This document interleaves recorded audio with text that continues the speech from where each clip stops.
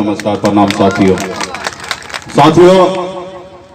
आज देश में एक विचारधारा की लड़ाई है। एक तरफ भारतीय जनता पार्टी और उसके पीछे एक बड़ी ताकत जो भाई भाई में लड़ाता है, गरीब को हमेशा गरीब देखना चाहता है। ऐसे व्यक्ति और ऐसे ताकत, ऐसे संगठन जो उसके पीछे खड़ा है, उसका नाम है आरएसएस। दूसरी तरफ एक सामाजिक न्याय के लिए लड़ने वाले हमारे आदरणीय श्री लालू प्रसाद यादव जी के नेतृत्व में पूरे बिहार में महागठबंधन है, जिसमें हमारी लड़ाई है। हमारी लड़ाई है कि गरीब को सम्मान मिलना चाहिए, गरीब को 2 वक्त का रोटी चाहिए, 2 वक्त का भोजन चाहिए, उसको भी सर उठा के जीने का सम्मान मिलना चाहिए। लेकिन एक तरफ है कि सम्मान देने की बात नहीं कर रहा है। 2014 में मुझे राजनीति का एबीसीडी नहीं पता था। हम मुंबई से आए, हमने यहाँ के भारतीय जनता पार्टी के प्रत्याशी उस समय में कीर्ति आजाद के लिए पूरे खास करके दरभंगा लोकसभा क्षेत्र में हर गांव घर में घूम घूम कर उनके लिए वोट मांगा। उन्होंने वादा किया था कि मुकेश जी, जो आपकी लड़ाई है वो निश्चित तौर पे हम पूरा करेंगे। जो आपकी मांग है कि आपके समाज को आरक्षण मिलना चाहिए, निश्चित तौर पे हम पूरा करेंगे, क्योंकि फिशरमैन मछुआरा समाज को बंगाल में, उड़ीसा, दिल्ली जैसे राज्य में आरक्षण है। और हमको लगा कि पिछड़ा का बेटा है, देश का प्रधानमंत्री बनने जा रहा है और अच्छे दिन जरूर गरीब युवा को, गरीब लोगों को मिलेगा। लेकिन समय आया 2015 में भी हमने उनके लिए काफी मेहनत किया, बहुत मदद किया। भारतीय जनता पार्टी के राष्ट्रीय अध्यक्ष अमित शाह जी के साथ बिहार में 47 रैली किया। उन्होंने वादा किया था कि मैं काम करूंगा, लेकिन समय आने पे जब मुआवजा देने का समय आया तो वो पीछे पलट गया साथियों। और यही सनफ मल्ला मुकेश सहनी को आदरणीय श्री लालू प्रसाद यादव जी, अब्दुल बारी सिद्दीकी जी ने गले लगाया साथियों। तो ये एक विचारधारा की लड़ाई है। एक तरफ वो व्यक्ति है कि जो हमको 2 वक्त का रोटी देना नहीं चाहता है। तो इसलिए साथियों, हम सबको जाति धर्म से उठकर एक लड़ाई लड़ना है कि देश में किस तरीके का भाईचारा बना रहे। आज उन्होंने वादा किया था कि हम आरक्षण देंगे, लेकिन समय आने पे वो पीछे पलट गया और गरीब का बेटा को सनफ मल्ला मुकेश सहनी को सम्मान देने की बात आया तो आदरणीय श्री लालू प्रसाद यादव जी ने दिए। तो इसलिए साथियों, हम पूरे बिहार में देख रहे हैं। हमने कल खगड़िया लोकसभा क्षेत्र से मैं खुद प्रत्याशी बना। हमारे आदरणीय बड़े भाई अब्दुल बारी सिद्दीकी जी के सहयोग से, आशीर्वाद से 100% हमारे वहां पे अल्पसंख्यक भाई का वोट हमें मिला और मजबूती से 1-2 वोट से नहीं, लाखों वोट से हम लोग वहां पे चुनाव जीत रहे हैं। उसी तरीके से मैं निश्चित तौर पे आश्वस्त करता हूं कि जिस तरीके से आपने हमें सहयोग किया, उसी तरीके से पूरे बिहार में मैं घूम घूम के मदद कर रहा हूं। और यहाँ पे मैं कल से कैंपिंग करूंगा और पूरे लोकसभा में घूम घूम कर मदद करूंगा। और जो 2014 में जो पूरे बिहार के मछुआरा समाज 2015 में निषाद समाज के साथ जो छल किया, उनको अपनी ताकत का एहसास करा देंगे साथियों।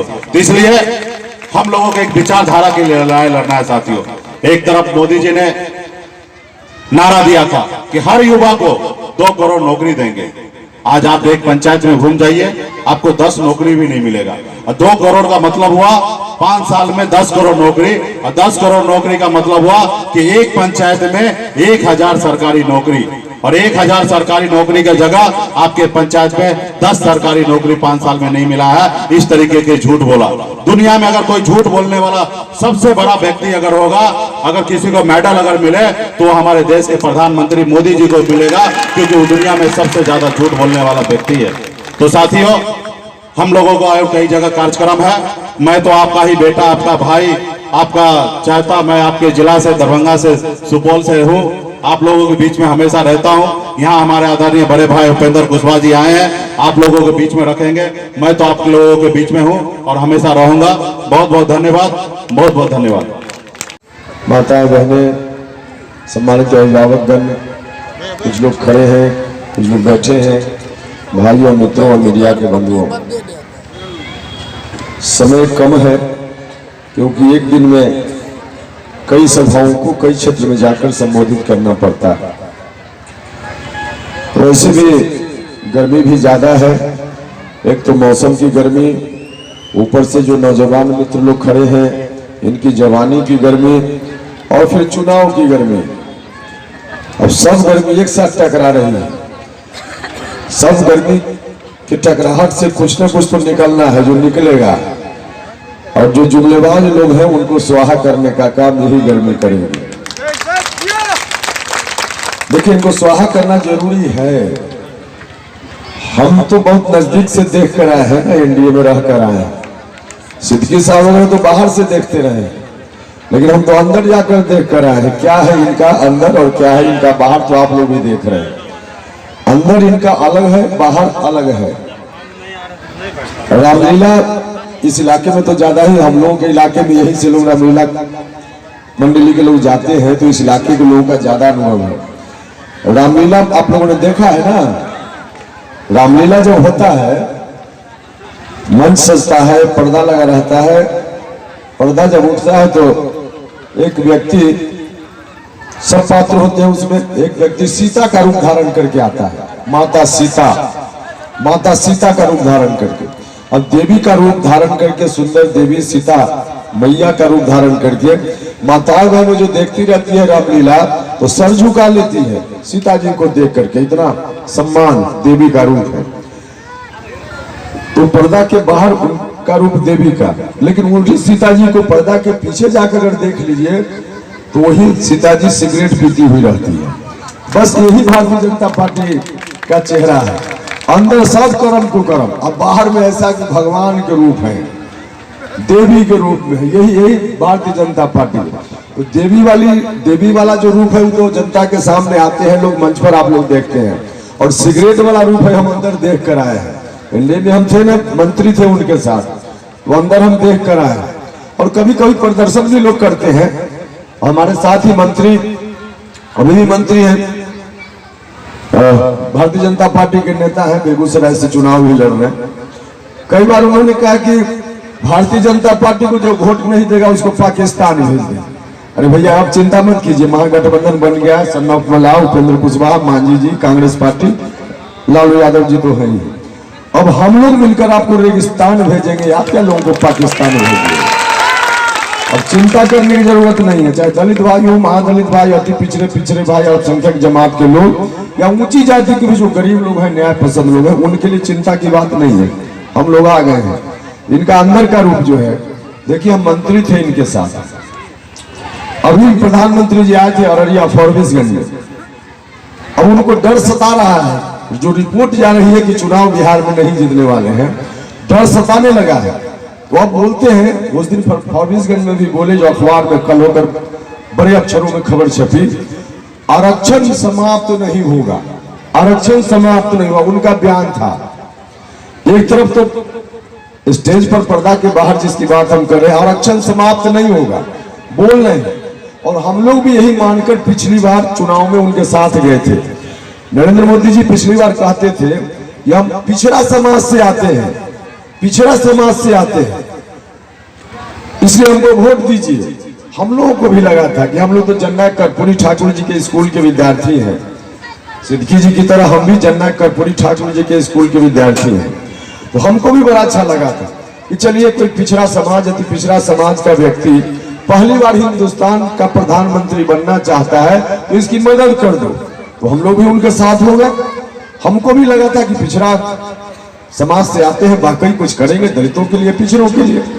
लेकिन बाद में चलकर मुझको जानकारी हुई कि कहने के लिए तो पिछड़ा समाज से आते हैं, जरूर कर रहे हैं। अब हम हो, मुकेश सहनी जी, तेजस्वी, सब लोग पिछड़ा घर में हम लोग पैदा हुए हैं ना, हम लोग जन्मजात पिछड़ा है।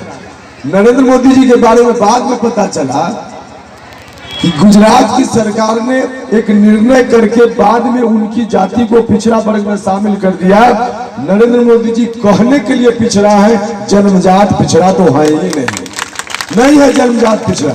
और जन्मजात पिछड़ा नहीं होगा तो पिछड़ों का दर्द क्या जानेगा, क्या जानेगा। जो पिछड़ा घर में पैदा हुआ, कैसे उसका बचपन बीता है, किस कष्ट से माँ बड़ा करती है, किस तरह से पिताजी भूखे रहकर पढ़ाने लिखाने का काम करते, इस बात का उनको कहाँ ज्ञान है, क्योंकि पिछड़ा घर में पैदा नहीं हुए। और यही कारण है, यह भी आरक्षण समाप्त होगा कि नहीं होगा वो अलग विषय है। हम लोग तो दुनिया की सब ताकत लगा देंगे और कभी ऐसे लोगों को सफल नहीं होने देंगे। इसमें आपकी मदद चाहिए, आपकी मदद चाहिए। लेकिन अभी भी आप कोई भारतीय जनता पार्टी के मित्र अगर आपको भी मिलेंगे, आपके साथी भी होंगे अगल बगल, उनसे पूछिएगा कि भैया आपके प्रधानमंत्री जी कहते हैं कि आरक्षण समाप्त नहीं कर दे, नहीं होने देंगे, तो जरा पूछिएगा कि सुप्रीम कोर्ट और हाई कोर्ट में, सुप्रीम कोर्ट और हाई कोर्ट इतनी बड़ी संस्था है, न्याय देने की सबसे बड़ी संस्था सुप्रीम कोर्ट और हाई कोर्ट। सुप्रीम कोर्ट और हाई कोर्ट में कोई दलित, कोई अति पिछड़ा, कोई पिछड़ा आज की तारीख में जज क्यों नहीं है? पूछिएगा उनसे। बहुत आरक्षण की बात करते हैं, क्यों नहीं है जज? पिछड़ा समाज का लोग जज नहीं बनता है, अति पिछड़ा समाज का लोग जज नहीं बनता है, दलित समाज का लोग जज नहीं बनता है।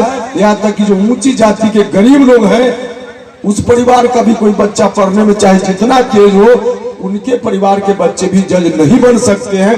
बिल्कुल वहां जज बनने का रास्ता बंद है। कोई योग्यता नहीं है क्या पिछड़ा दलित समाज के? एक भी व्यक्ति हिंदुस्तान में ऐसा योग्य नहीं है जो जज बन सकता हो। अरे डॉक्टर अम्बेडकर ने संविधान लिखकर रख दिया, अब क्या परीक्षा लेने वाले हो? दलित पिछड़ा जब मौका जहां मिलेगा, जज क्या सबसे बड़ी से बड़ी कुर्सी पर इतनी योग्यता है कि जा सकता है। लेकिन आपने रास्ता बंद कर दिया है, रास्ता बंद कर दिया है। जानते हैं कैसे रास्ता बंद किया है? किया है कि किराने की भी बहाली होती है तो अखबार में विज्ञापन निकलता है, जो व्यक्ति विद्यार्थी दिखता है उसका क्वालिफिकेशन उसके लायक है तो विज्ञापन पढ़ के आवेदन देता है। आवेदन देने के बाद परीक्षा होती है या इंटरव्यू होता है, उसमें शामिल होता है। जो पास करता है नौकरी ले लेता है। अगर उस नौकरी में कहीं लगा कि गड़बड़ी करने में अधिकारियों ने गड़बड़ी की है बहाली करने में, तो कोई व्यक्ति हिंदुस्तान का नागरिक, उसको अधिकार है। कांग्रेस पार्टी के लोगों ने अधिकार दिया था जब सत्ता में कांग्रेस पार्टी थी, सूचना के अधिकार के तहत जानकारी कोई मांग सकता है। अगर लगा कि नहीं किराने की बहाली हुई, उसमें बेईमानी हुई, तो कोई व्यक्ति सूचना के अधिकार के तहत जानकारी मांग सकता है और उस जानकारी को देने के लिए बाध्य है अधिकारी लोग, देना पड़ेगा। उसमें कोई गड़बड़ी लगती है तो आदमी फिर अपील करता है, उसके खिलाफ केस भी करता है। अब कोर्ट में कैसे जज की बहाली होती है? कोई विज्ञापन नहीं निकलता है। जज सुप्रीम कोर्ट और हाई कोर्ट में जज की बहाली के लिए समझिए चीजों को, कितने बड़े बेईमान लोग हैं। जज की बहाली के लिए कोई विज्ञापन नहीं निकलता है, किसी को पता नहीं रहता कि कब बहाली होनी है। कोई विज्ञापन नहीं, स्वाभाविक रूप से कोई आवेदन ही नहीं मांगा जाता है, कुछ भी नहीं। बाद में पता चलता है अखबार समाचार के माध्यम से कि अमुक व्यक्ति पटना हाई कोर्ट का या सुप्रीम कोर्ट का जज बन गया। पहले कैसे बना, कौन बना, क्या बना, कुछ भी नहीं। और बाद में सूचना के अधिकार के तहत आपको किसी को अधिकार नहीं है कि जज साहब से लोग पूछ ले कि आपने इनको ही जज बनाया तो क्यों बनाया, कैसे बनाया। सूचना के अधिकार के तहत आपको जानकारी मांगने का हक भी वहां नहीं दिया गया है।